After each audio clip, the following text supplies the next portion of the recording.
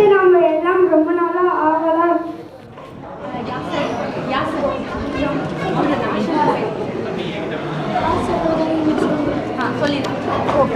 அனைவருக்கும் நன்றி, வணக்கம். இப்போ நம்ம பொங்கல் பாட்லாக்கு விழாவுக்கு வந்திருக்கிற எல்லாருக்கும் வணக்கம். இப்போ நம்ம இந்த நிகழ்ச்சிக்கு சிறப்பு விருந்தினரா ஒரு முக்கியமான ஒரு பிரமுகரை வரவேற்றிருக்கிறோம். அவர் வந்து யாருன்னு கேட்டீங்கன்னா, ஸ்வீடிஷ் மொழியை முதல்ல படிக்கிற எந்த ஒரு தமிழனுக்கும் இருக்கக்கூடிய உணர்வு என்னவா இருக்கும், எனக்கு இருந்துச்சு அந்த உணர்வு என்னவா இருக்கும் அப்படின்னு கேட்டீங்கன்னா, திருக்குறளையோ உலக திருமுறை சொல்லப்படுற நம்மளுடைய மிக முக்கியமான புத்தகம் திருக்குறளை ஸ்வீடிஷ்ல மொழிபெயர்க்கணும் அப்படின்னு கண்டிப்பா எல்லாரும் விரும்புவோம். அப்ப நான் முதல்ல ஸ்வீடிஷ் படிக்க ஆரம்பிச்சப்ப தேடி பார்த்தேன் யாராவது மொழிபெயர்த்திருக்காங்களான்னு. அப்ப திருக்குறளை வந்து ஏற்கனவே 1960களில் ஒருத்தர் மொழிபெயர்த்திருக்கார். அவருடைய பெயர் யங்வி ஃபிர்க்ஹோல்ம். அவர் இப்ப இல்ல, ஆனா அவருடைய மகன் Lars ஃபிர்க்ஹோல்ம், he is here with us.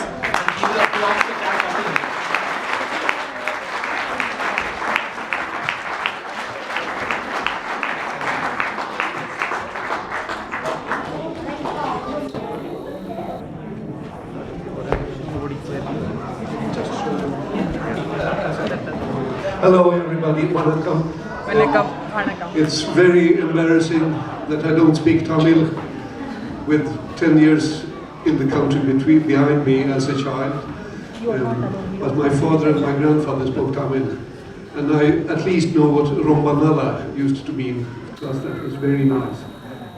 And we also said Vörnu or Vörndam or things like that.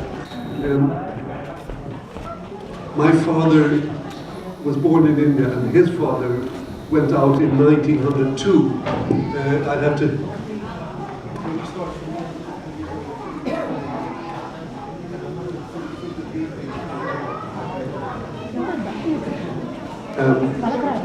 my grandfather went out as a lonely man, a missionary. He had studied some Tamil in Germany, and he went out to work for the mission.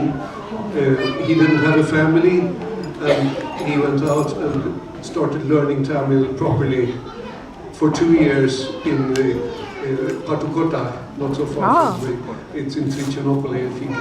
And after some years, he knew it well enough. There were plenty of Swedish missionaries there. I've sent some pictures ahead. I would have liked to start with the old ones.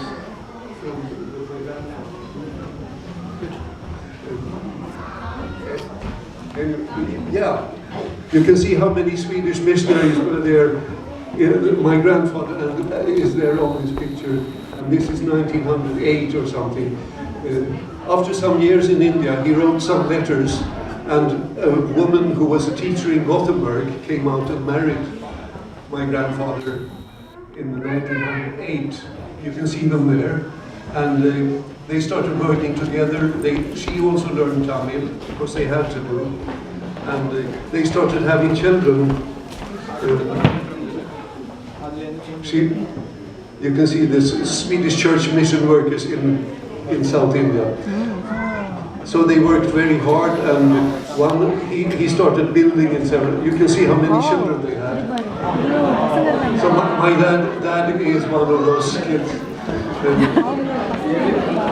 This work, that very hard work of my grandfather, he was working because he wanted people to be Christians.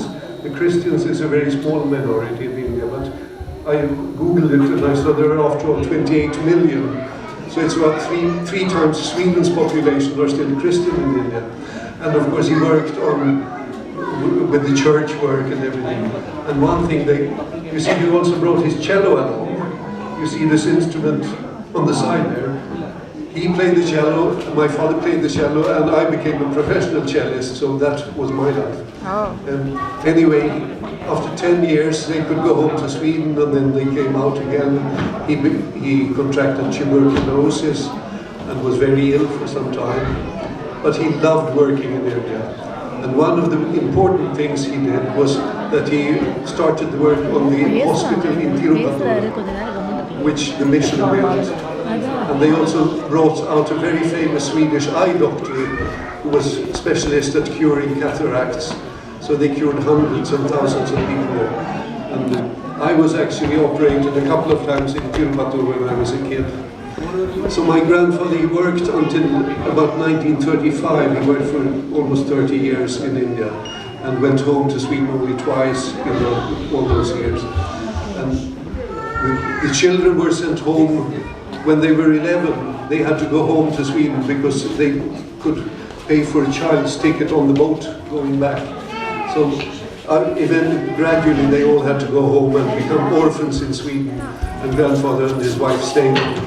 Anyway, in 1935 my grandfather was very ill, and my father and his twin brother went out to India to help him with his, in the last time he could work out there. They carried him around, and my grandmother describes how quickly their childhood Tamil came back. They started, in a few months they started talking Tamil to everybody, and then they helped him on the long and very hard journey to come back to Sweden. And I think in those days my father decided to become a missionary. So he was a priest, and then during the war he worked in Geneva. And he also had a group of Tamil people in Geneva. They were helping prisoners of war in Germany. And I know I've seen a picture somewhere of my Tamil guys. Can we go on with some picture? So after 5 years in Geneva in Switzerland, my father wanted to go out to India as a missionary, and he was married. They had my brother and sister were already born, and they came out in 1948, and I was born in Kodaikanal. My grandfather had built a small house in the Swedish settlement in Kodaikanal. So we led a life there, which was, we all went to a Swedish school. There was a small Swedish school in the international school there, and when we had holidays, we used to go to my father in those then worked in Coimbatore. So the first years I lived in Dindigul, and then we came home to Gothenberg, and then we went out to Coimbatore. There you can see me and my youngest sister and my mother, and at the house we lived in Coimbatore in the 1954 or something. The most important thing to my dad was that during all those years, from 48 to 53, there was never any monsoon. So he had a very hard work, there was no water. And when we were in Gothenberg, he traveled all over Sweden to functions like these perhaps, talking to Swedish mission people, collecting money. And he started a project for drilling wells. So when we went out to India again, we had 3 well drilling machines. We had those machines that came here from Gothenburg, and he had bought 3 of those, and also a Swedish professional well driller. So for 5 years, he combined the missionary work with working with these wells. And I think they drilled about 250 wells in different villages in South India, all over the place. During this time, he always talked about how much he loved being functions like this, noisy with lots of kids. He loved being with Tamil people. And he always quoted the Tirukkural, I understood. And he wrote a book about those years in India, and there are lots of quotations from the Tirukkural. So after coming home to Sweden, he started doing the translation, which it was published. And I think this is what our friend Yassar found somewhere. I don't know how he found it, but he called me and asked, "Are you a relative of Yngve Frykholm?" And I said, "Yes, I'm his son." And he also made a dissertation academically for some university about some very interesting, serious Tamil thing. So he was a bit of an academic expert. The late thing he did for India after some years in Sweden was that he was asked to lead a new organization which is called Action for Food Production, which was starting up in Delhi. It was run by the World Churches of the World and the Oxfam and different organizations. And he became the director of that.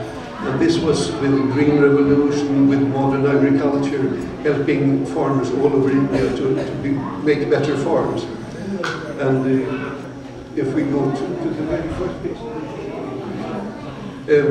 So he worked for 2 years with that, and you can see, I never saw this picture before I started looking for something. I never knew he met Indira Gandhi, but here he's with, this is my father. I just point to him here, that's my father. And he's talking to Indira Gandhi, and I think they did some very important work there. And I looked Afro up, and they're just celebrating the 50th anniversary of the work, and they're still working. And on the home page of Afro, exactly that picture was still showing my father. But what he loved most, very, very much in his life was Tamil. I remember I went out to visit when he was in Delhi, and we were on an excursion outside the town looking for, we always looked for lakes to go swimming. And suddenly we saw a lot of people from the Indian Army, and it was a Tamil regiment, and it was Pongal. So they were shouting, Pongal, Pongal, and Dad started in Tamil, of course. And they didn't expect a white man in Delhi to be able to talk to Tamil. So he was so happy every time he met somebody he could speak Tamil with, and shouting about Pongal, Pongal. So this was my father, and a little bit of his life and the love he had for India and all the hard work he did for it. And we had very, I would say, a special childhood because we were in a boarding school. We didn't see our parents very much, but we also had so many good times in this beautiful country, and we lived in Thirukural, which is very beautiful. But I also loved the areas around Coimbatore, and we went to Kerala.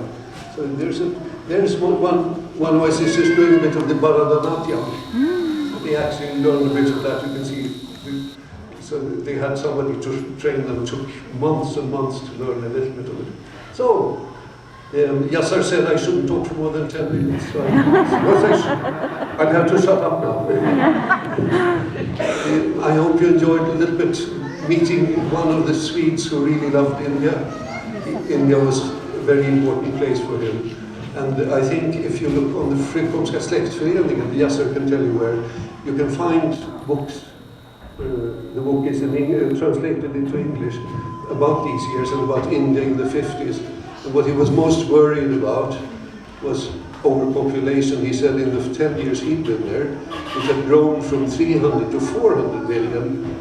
And when I went out for my only visit as a grown man in 2011, of course there were 1.3 billion.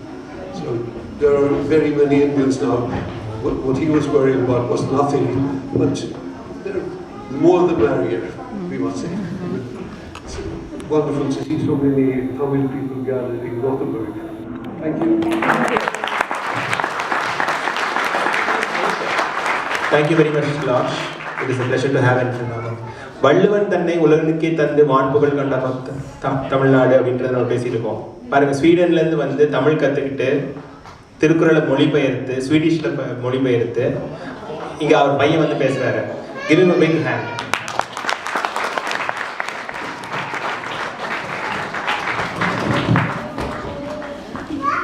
Bian, can you please? Bian, please take a group photograph. Thank you.